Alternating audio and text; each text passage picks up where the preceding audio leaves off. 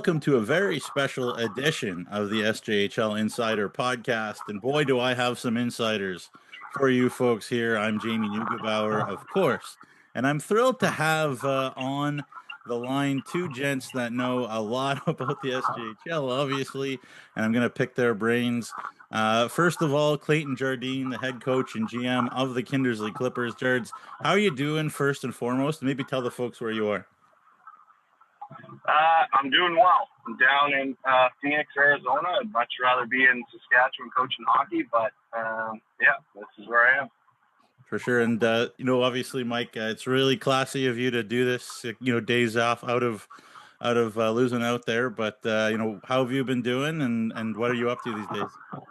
Well, as I mentioned to you off air, you got a little bit of that depression after losing out, but time heals all wounds, and we're just trying to make the best of, the time that we have right now with the players in town here and have our banquet here tonight, and then we'll move forward. There you go. Big Bombers banquet. What's Larry putting on for you guys?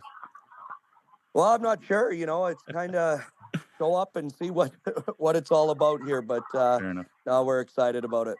Fair enough. Well, that sounds great. I'm sure it's a great time. Always is up in the Flon. So let's get right to it. Then we'll start generally. Obviously, Clayton, you guys played Melfort in the first round this year, and obviously you played Mike in the first round last year, or the Bombers, I should say. Mike wasn't on the ice, I don't think, too much. But when you looked at the Bombers or the Mustangs, pardon me, Jards, on video, what did you see? What did they do so well?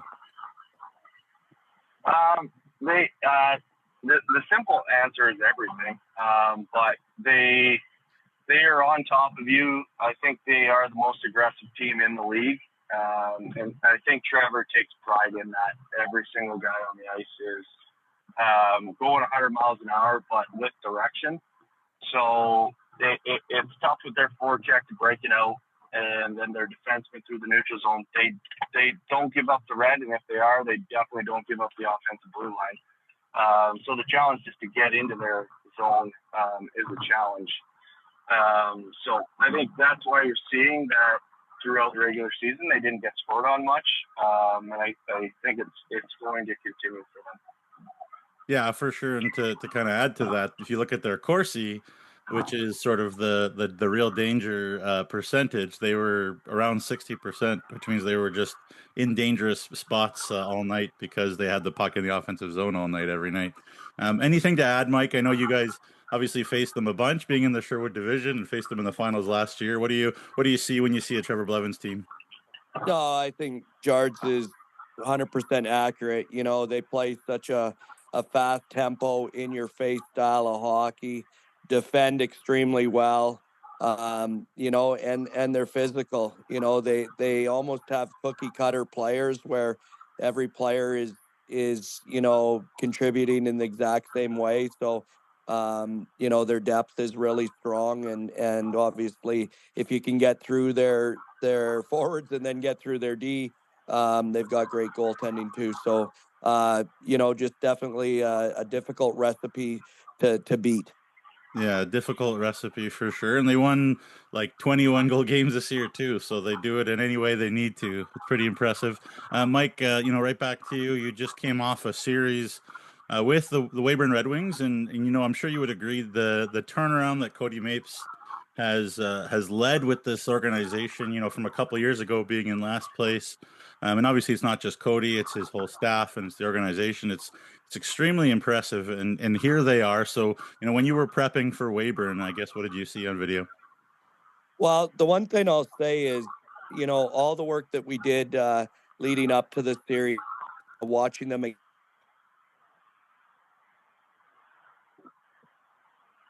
first,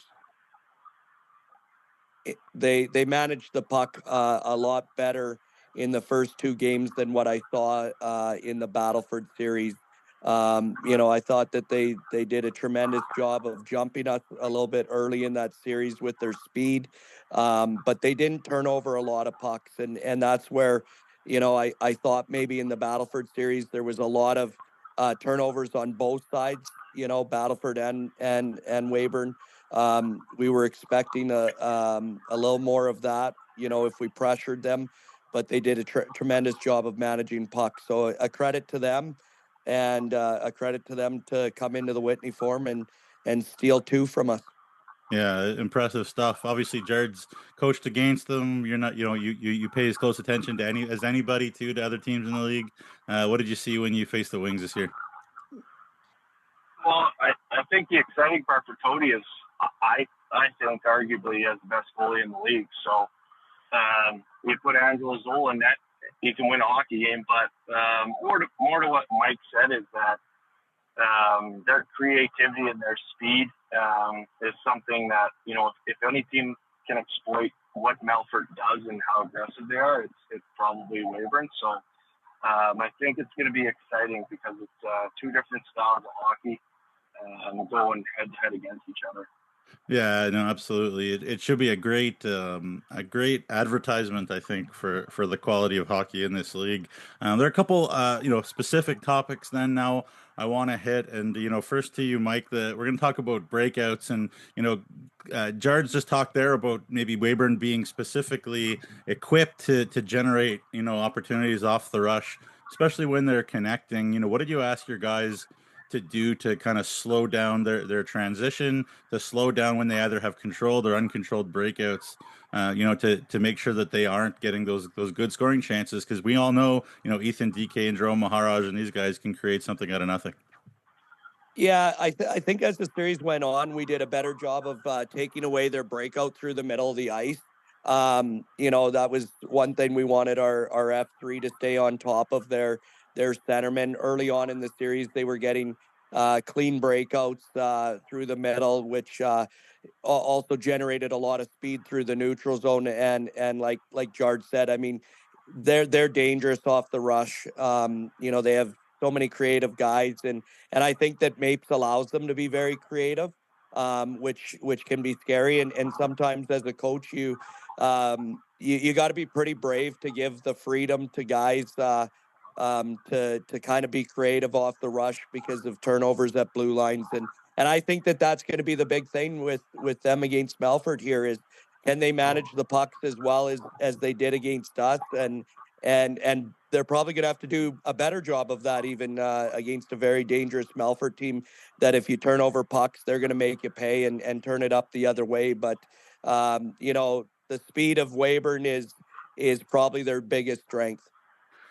For sure, and certainly, they used that. I think they maybe even used that more at the Whitney Forum than at the Crescent Point place, which is interesting. And so, Jards, I guess I'll ask you: when you face a Weyburn, do you sort of stick to your systems and say let's do what we do best, or do you maybe adjust and you say let's be less aggressive so they've got more bodies to weave through? With Weyburn, no, I feel very comfortable with it. I think it's more with the defensive structure. I like to lean towards what Cody is doing and trying to find a little bit more offensive opportunity. So I think both coaches are going to be okay as long as it goes well for them. But you could see some drastic changes if one team, it doesn't go well for them in the first 2 games. Yeah, and to give Emery Lawson and the Yorkton Terriers a lot of credit, because in games 3 and 4 in Yorkton especially, I think the Terriers, they adjusted what they did and they were more willing to chip pucks in and go after it and try to be physical because it wasn't working on the breakout. As Mike, you were saying, they were in lanes, they weren't letting you break out. And so I think Cody maybe will get some things from what Emery did in games 3 and 4 there. So it should be very interesting to see, who reacts and who adjusts to who. Jards, the Melfort Mustangs defend so well. They stay in their lanes with such discipline. How do they do it? Is it just a simple fact that they have, 5 veteran D-men and a bunch of guys that have won to the Centennial Cup? And is it about Weyburn sticking to their identity, or do you think Weyburn's going to adjust? I think it's very hard to get through what Melfort does. And with their decor is so good. And you can roll out any of those 6 guys and be very comfortable with what they're doing. And anytime you have a smart defenseman through the neutral zone that knows, when to go at the red line, or when you give up the red but pressure the offensive blue line, you have a good recipe for success. So I think that is going to be the most interesting part for me, is if Weyburn can chip it by a defenseman and find 2-on-1s or breakaways, they're going to win a game or two in the Northern Light Palace. But the flip side of it is, if they don't do it when Melfort's defensemen are stepping up, Melfort's going to score a lot of goals coming back Weyburn's way with four or five guys on Weyburn leaving the zone. So it's an interesting matchup for me. I think it is pretty similar to the Yorkton series, like you talked about, is Yorkton loves to play off the rush and create off the rush. So I'm excited to see what Cody is going to do differently to have some success. Well, that leads me to like, this wasn't in the rundown, Mike, but I think I've talked to you a bit about sort of when you have those creative players that know that they can beat a guy. Guys like Ethan DK, guys like Jerome Maharaj, guys like Max Chakrabarty on Weyburn. Do you put a little bit of I don't know, the clamps on them, or you say, like, maybe be a little bit safer, or do you say just keep going, be creative, and there's no clamps at all? Well, I think I think their biggest threat is those two guys off the rush, and obviously Chakrabarty is a dangerous guy on the blue line, but they're gonna have to have success in order for Weyburn to win this thing, and so you let them do what they do best and use their speed. You hope that they can minimize turnovers. At the blue line, if you're turning over the puck, from the top of the circles down, Melfort's got a long ways to go still, but to make you pay. But you definitely don't want to turn over pucks at the offensive blue line and have Melfort's transition going the other way. So, like I said, it's kind of a double-edged sword. They need those guys to be a threat off the rush because that is their biggest weapon. But they also need them to be responsible with the puck as well. George, you were going to say something? No, for me, it just shows video. I think you show Melfort's defensemen breaking things up at the red line. You show them breaking things up at the blue line. But you show the success of, if you do this, you can have some success. And if you can get it past their offensive blue line and hit it away, you can find guys coming late. So I think that's where, like Mike said, the Chakrabarty's coming late. They're going to get opportunities because of it. Yeah, for sure. And obviously they have a lot of, both teams have a lot of depth. It's not just those guys that have been chipping in, for sure. So, I'm not ignoring anybody on either team, because obviously these are two very deep forward cores, and there's a lot to like up and down the roster. No, I want to touch on special teams. No, I know we all hope, and I'm sure it'll be the case where there'll be fewer power plays. But you'd think the ones that you do get are pretty important. So, Jards, I'll start with you. The Melfort Mustangs seem like they make plays and are as as connected as any team in the league in terms of finding each other. You think about that sort of three-man triangle with Thornton and Hutchinson down on the red line, and then Zach Summers is sort of free to wheel, and then you have Kotai on the other side just looming, and it's just an array of weaponry. How do you stop that? Like, what Weyburn's pretty aggressive usually on the penalty kill. Do they sit back a little bit more and just let those guys handle it around the outside, or what would you do?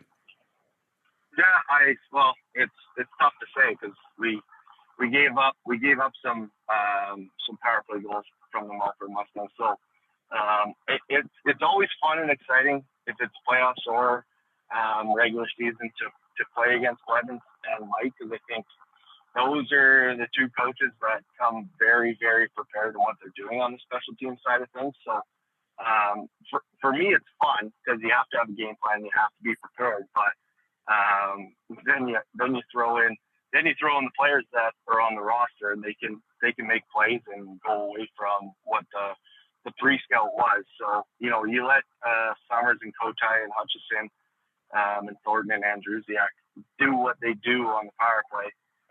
It doesn't matter what you teach; they're just gonna do something different. But I think our power play side of things and Melfort's PK, it's the same thing. Melfort is extremely aggressive, and if you don't get it, and you're not going to score on the power play either.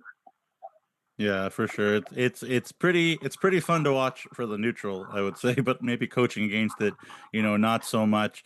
Mike, the Weyburn power play, obviously, they have guys that put up a lot of points in the power play in the regular season. Obviously, Chakrabarty right near the top there, and they seem like they expect a lot from Chakrabarty and Maharaj to kind of be creative and make plays for other guys. What do you see Blevins doing to counter?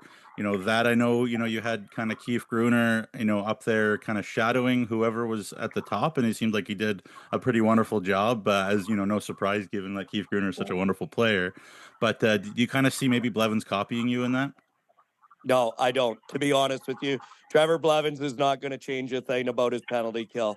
It is extremely aggressive, and I think that Blevy believes that if they do what they do best and execute their systems, that they're just going to be fine. And in my years coaching against Blevy, you don't see him change up things too much when it comes to their penalty kill. It's been successful for them for a number of years. I think that players have a tough time handling it. They're in your face as quick as possible. We call it a 3-point pressure. And like George said, if you have guys that don't know what they're going to do with the puck before they get it, you're not going to have success. So I think that that's going to be the most interesting matchup. Can Cody find a way to score important power play goals at key times of the game? I don't think it matters how many power play goals you score. It's when you score them. And can they be difference makers in that game in order to steal a game in Melfort or hold serve at home? Yeah, for sure. And obviously, those guys that can sort of have those couple steps ahead of what they're going to do when they get the puck are the skilled guys that Weyburn has. So certainly they seem like they should be equipped, and they've got some guys that are very underrated, down low. I think about like a Liam Fitzgerald, for example. He's really banged in a lot of power play goals for Weyburn in the playoffs. So pretty interesting matchup. And I think you're absolutely right, Mike. Like when the goals are scored is so critical. Should be very interesting. Yeah, so let's move on to kind of positional edge. And obviously, I always start with goaltending.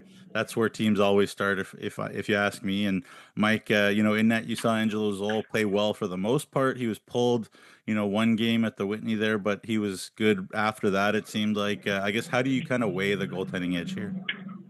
Well, it's tough because I agree with Jarge that Zoll arguably could be, top goaltender in the league. I still believe keeper was for us, but I mean, that's me being biased. But I'm a big fan of Zoll. I thought that he had a tremendous season. I think he's going to have to be stellar to beat Melfort. And I mean, both ways. You need your goaltending at this time of year. If you don't have goaltending, you're not going to have a lot of success. So I think there's going to be probably more emphasis on Zoll. Being at his very best. I think that I mean, let's be honest, Melfort has the best decor in the league, and they do a job in front of Coombs, and so if Weyburn's going to win this, I think that Zoll has to outplay Coombs. Yeah, I think that's really fair. And I was saying actually that I think if Weyburn's going to win this or even make it a long series, then Zoll's probably got to be the best Weyburn Red Wing. And that's usually the case with goaltending. I'm not saying anything too dramatic, but Jards, obviously you've had some elite goaltenders in your time. Obviously, Justin Close is the one that sticks out. But is it kind of unfair to Christian Coombs the way that we try to judge a goalie when he plays behind such a great decor. People then try to find pick holes and nitpick and whatnot. Is it unfair? And I guess how do you see Christian Coombs after watching him closely for a little bit? I know Malacca started the series because of whatever, but yeah, I don't know much about goaltending, but I think it is extremely hard to stay in the game when you're only getting 20 to 25 shots. So we can't discredit him. He stays in the game and he makes the saves that he needs to make. And he's got a passion behind him, and he's fiery as well. So I do agree with Mike, though, that the difference is going to be if Zoll shows up. It's going to be a really, really, really good series. But if not, then Melfort's going to be okay. Yeah, for sure. And then, Jards, we move up, to the back end, and then the experience and the depth of the Melfort Mustangs are undeniable. I think anybody who says they're not the best decor in the SJHL, it's not really worth conversation to have. But Weyburn's pretty unheralded back there, maybe after Chakrabarty. How close would you say Weyburn is to them in terms of that depth and in terms of, the different types of defensemen they have? I still agree with Mike. It's a decor that any coach would love to have, and it's going to be very, very tough for the Weyburn forwards to generate and create offense. So I just see it as, like I've said already, I think it's the most interesting matchup, X's and O's wise, for the whole series. Yeah. But I still think you give the edge to the Melfort defense corps. Yeah, for sure. And Mike, I think again too, like in the middle of the series, Simon Martin shows up, and what a talented young guy. He hadn't played for a while because of an injury, is my understanding. So he seems like he added a lot to the Weyburn decor too. What did you kind of see from that group? Well, you know what? I'll tell you what. They surprised me at how well they defended. Now, I do think that Mapes, and if he's listening to this, he'll kind of chuckle probably, but I do think that they had definitely a strategy which paid off for them early on in the series. But if they can defend like they did against us, I think that they closed the gap on Melfort's decor. I don't think that anybody's decor can touch Melfort's.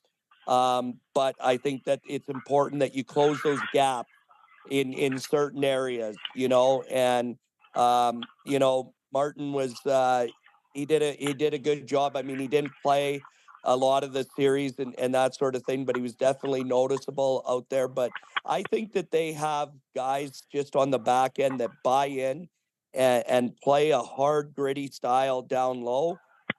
If you can stay out of the corners like Melfort, you got to get out of the corners and not get trapped in there.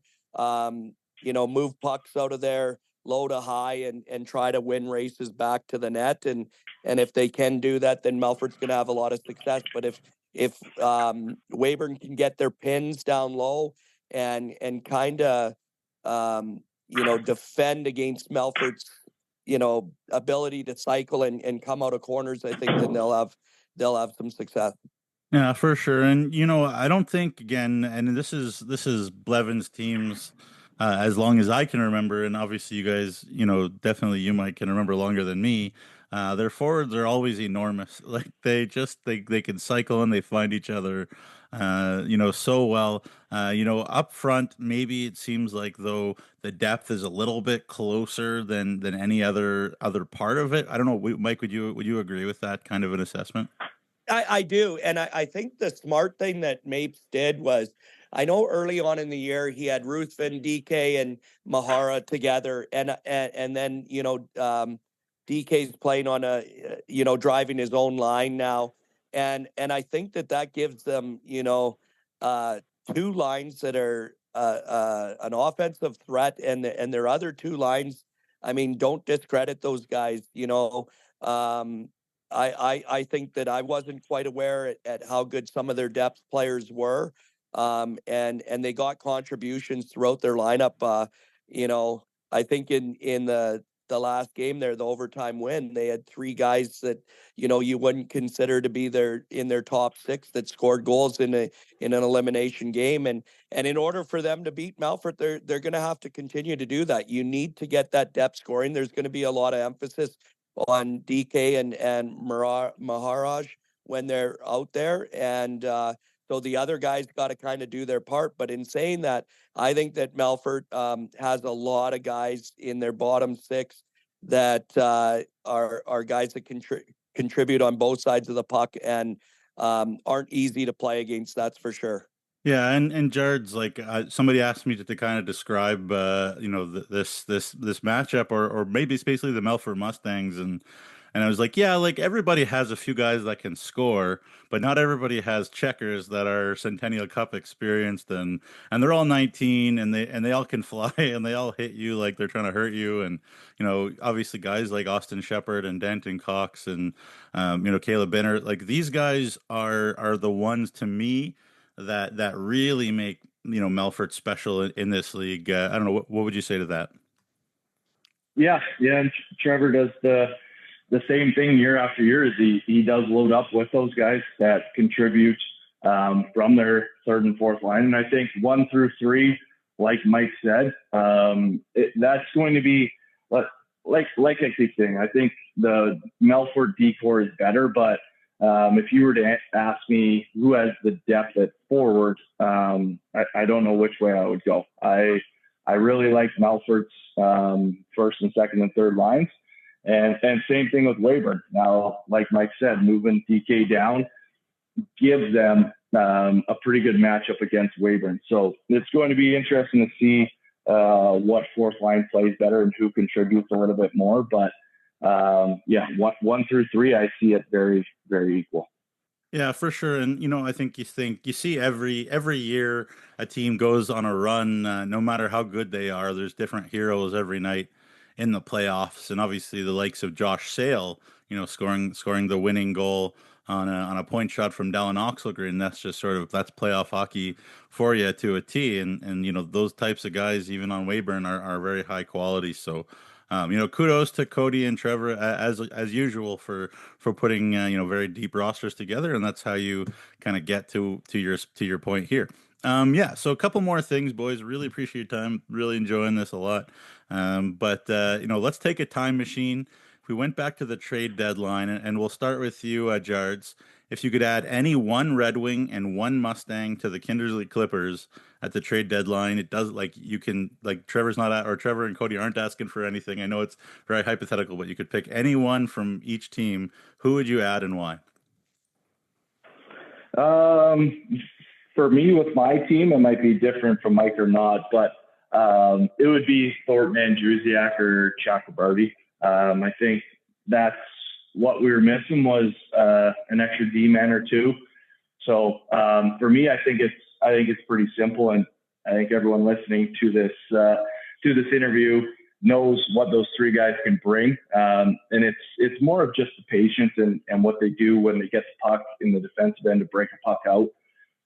They're really good in the offensive zone, but moving pucks out of the defensive zone and through the neutral zone is what, for me, is that you couldn't stop those guys from what they're doing. So, any of those three guys would be good for me. For sure. Same question for you, Mike. Well, I think if we're picking for our team, I mean it's kind of going to go against the grain here a little bit, but I think that we're missing a guy like DK. His speed was tough to handle. Love the way he played. A lot of fire. So he would be the guy from Weyburn that we'd be going after. And then I've always been a huge fan of Thornton. So I know one's a forward and one's a D-man. I think you can never have too many D-men, and I love the way that he plays both sides of the puck. I think he's a threat offensively, and I think he's arguably one of the best shutdown D-men in the league. He's got good size, mobility, good hockey IQ. You never see him really make mistakes. So those would be the two guys that I would target. And Chakrabarty and Thornton can both grow great mustaches too, so that probably will, be a pretty big help as well. So let's get into a couple of guys, that you guys both, know well from coaching them yourself, and we'll start with you, Jards. Obviously you had Luke Schrader last year.